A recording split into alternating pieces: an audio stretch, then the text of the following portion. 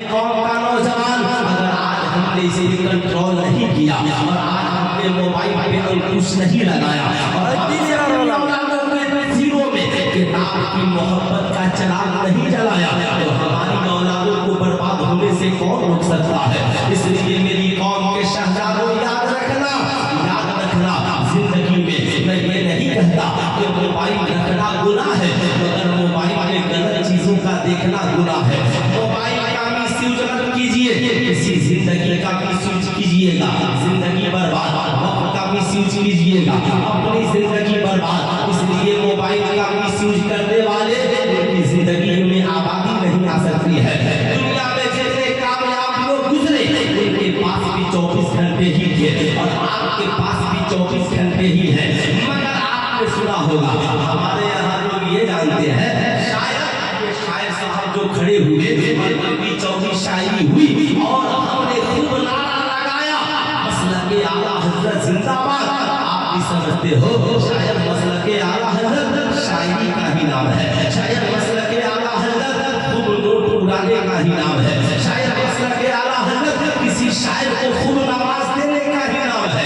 शायर को नवाजिए सुभान अल्लाह, शायरी सुनिए सुभान अल्लाह, मगर आला हज़रत का मसलक तरीके को कहते हैं और आला हज़रत इमाम अहमद रज़ा खान फाज़िल ब्रैलवी को कहते हैं। आला हज़रत मीनाए सुन्नियत के इतने बड़े आलिम कि 14वीं सदी से लेकर आज तक इतना बड़ा आलिम अरब से लेकर अजम तक नजर नहीं आता।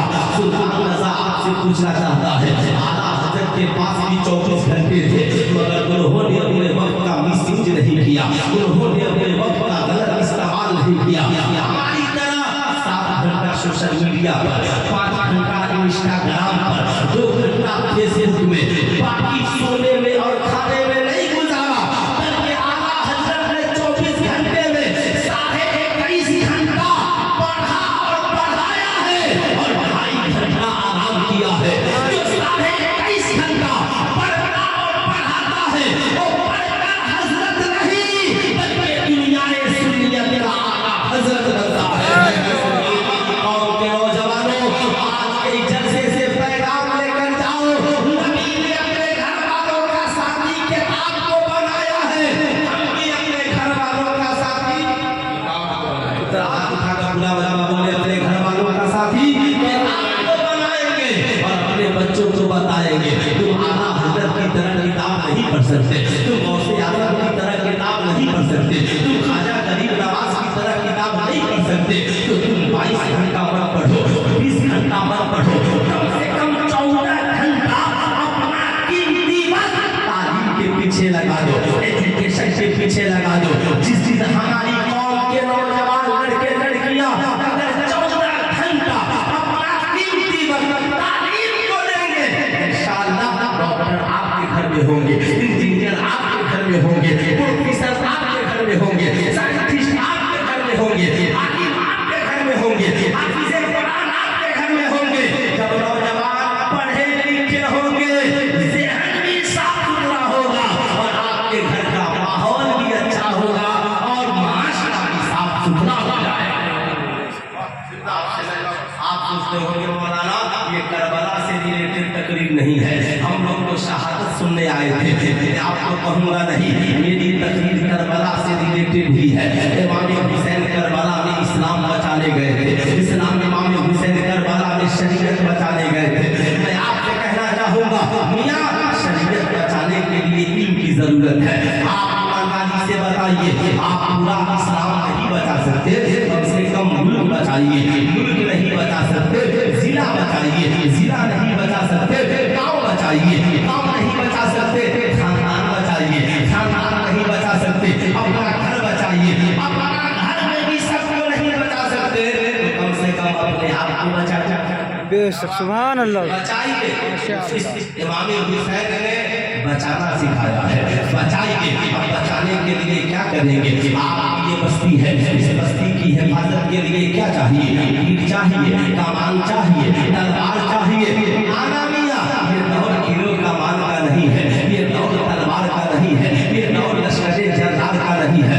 फिर आपकी बस्ती के लोग बचेंगे कैसे? आपके जान की हिफाजत होगी कैसे? आपकी इज्जत आप आबरू की हिफाजत होगी कैसे? मियां ज़माना हमें पसमानदा कह रहा है, ज़माना हमें अल्पसंख्यक कह रहा है, ज़माना हमें अक़लियत कह रहा है।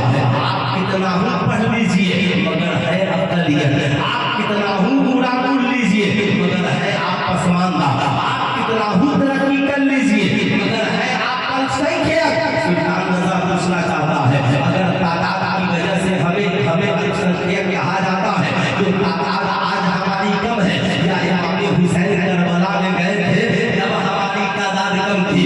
आपको कहना पड़ेगा करबला में 72 ही गए थे मगर 72 का ईमान इतना मजबूत था कि उनकी ईमान की मजबूती आज तक इस्लाम की हिफाजत के लिए काफी है। अल्लाहु अकबर। माशाअल्लाह। चलिए बेशक कम से कम एक नौजवान है, इसे नारा लगाना नहीं आता लेकिन आज दिल में हौसला जागा है। मैं कहूँगा मेरी कौम का नौजवान टेंशन लेने की जरूरत नहीं है, हमारे उलमा मौजूद है। मैं तो तकरीर करके चला जाऊंगा लेकिन असल खिदमत इन उलमा से लीजिए, आप उनकी सोहबत में बैठिए, नारा लगाना भी सीखिए, आजान देना भी सीखिए, ताकि वो ताल्लुक का सिलसिला बरकरार रखिए। अब इस बस्ती की हिफाजत के लिए क्या चाहिए मैं आपको बताना चाहूँगा। आपकी बस्ती की हिफाजत के लिए असलहे की जरूरत नहीं है, बारूद की जरूरत नहीं है, तलवार की जरूरत नहीं है। आपकी गांव की हिफाजत के लिए 10 पढ़े लिखे नौजवानों की जरूरत है। सुभान अल्लाह। बेशक 10 पढ़े लिखे हुसैनी नौजवान मिल जाए। क्या कहा था गांधी जी ने, अगर एक हुसैन मिल जाते तो मैं भारत को 1747 में नहीं बल्कि बहुत पहले आजाद करा लेता। इसलिए सुन्नियों खूब गौर से याद रखना और अपनी जिंदगी में इनकलाब लाने की कोशिश करते रहना। याद रखना आप इस बस्ती की हिफाजत के लिए आपको लश्कर जर्राद की जरूरत नहीं, 10 पढ़े लिखे हुसैनी नौजवान की जरूरत है।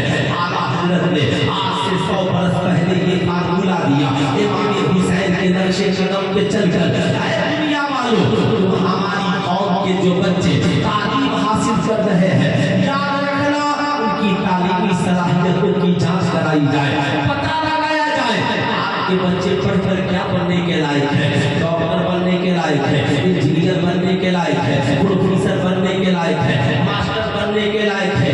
ये तो दुनियावी एतबार से हो गया, जज बनने के लायक है, दीनी एतबार से आलिम बनने के लायक है, हाफिज बनने के लायक है, मुहद्दिस बनने के लायक है, मुफस्सिर बनने के लायक है। जो बनने के लायक है वो नासिब पैसा खर्च करके कौम के उन शहजादों को बना दिया। सुभान अल्लाह। बेशक बहुत खूब। कौम के उन शहजादों को पढ़ाकर बना दिया जाए। आप कहेंगे मौलाना हम अपने बच्चों को, बेटा मेरा नहीं है, बच्चा गाँव का है, हम उसे क्यों बनाएंगे? मैं कहूँगा मियाँ याद रखिएगा आपकी बिल्डिंग की हिफाजत कौन करेगा? याद रखिएगा जिंदगी में ये हमारी वो सोच है जिसे हमने अपनी सोच को महदूद कर दिया है। अगर हमारी तरह इमाम हुसैन भी सोच लेते हम के हर मुसलमान की जिम्मेदारी है इस्लाम की हिफाजत करना। मैं अकेला यजीद और यजीदियत के मुकाबले में क्यों जाऊँ? पूरा लश्कर जर्राद जमा करूँगा तो जाऊँगा। इमाम हुसैन ने कहा नहीं, कोई जाए न जाए, पूरे मुसलमानों के ईमान को बचाना मेरी जिम्मेदारी है, उनके किरदार को बचाना मेरी जिम्मेदारी है। याद रखिएगा आपकी ये जिम्मेदारी बनती है।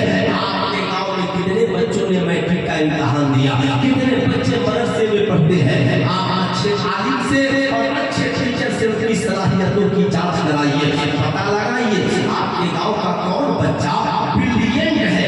ये पढ़ेगा तो आईपीएस अफसर बन सकता है, पढ़ेगा तो जज बन सकता है, पढ़ेगा तो डॉक्टर बन सकता है, पढ़ेगा तो बड़ा आलिम बन सकता है, बड़ा हाफिज बन सकता है। 10 नौजवानों की लिस्ट तैयार कर लीजिए। अब ये 10 नौजवान आपके पास हो गए, आप कहेंगे मौलाना बोझ बहुत है, बिहार सरकार ने बहुत बोझ हल्का भी कर दिया है। पटना के हज भवन में यूपीएससी और बीपीएससी की तैयारी भी कराई जाती है। आप अपने उलमाए किराम से राब्ता करके वहां तक पहुंच सकते हैं। मैंने कई इश्तिहार देखे, फाज़िल मिल्लत का अपना दौरा होता है, सिर्फ नारा ही मत लगाइए, बुजुर्गों से काम भी लीजिए। अपनी कौम के नौजवानों के लिए नारे तो बहुत रख चुके, अब काम की जरूरत है। मैं आपसे कहना चाहूंगा सुनिए, अगर आपका सिस्टम कितना फेल है, तो इस्लाम ने एक सिस्टम ऐसा बनाया है कि उस सिस्टम के जरिए हर गरीब मजबूत हो सकता है। आप कहेंगे वो सिस्टम क्या है? उस सिस्टम को निज़ाम ज़कात कहा जाता है। आपकी बस्ती में अगर 100 घर की आबादी है या 200 घर की, 200 घर में अगर 200 औरतें रहती है, और ऐसी औरत होगी जिसके 1 लाख 2 लाख का जेवर उसके पास नहीं होगा। अगर एक औरत के पास 1 लाख का जेवर है तो 2,500 रुपए ज़कात के बनते हैं।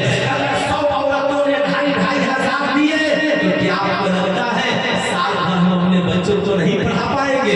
मदारिस वालों को चंदा देने के बाद भी आपकी बस्ती में इतना पैसा बच जाएगा कि एक बच्चा डॉक्टर की भी पढ़ाई कर सकता है, एक बच्चा आलिम भी बन सकता है, एक बच्चा IPS अफसर भी बन सकता है। ज़कात की अदायगी के लिए मदरसा होना शर्त नहीं है, गरीब होना शर्त है।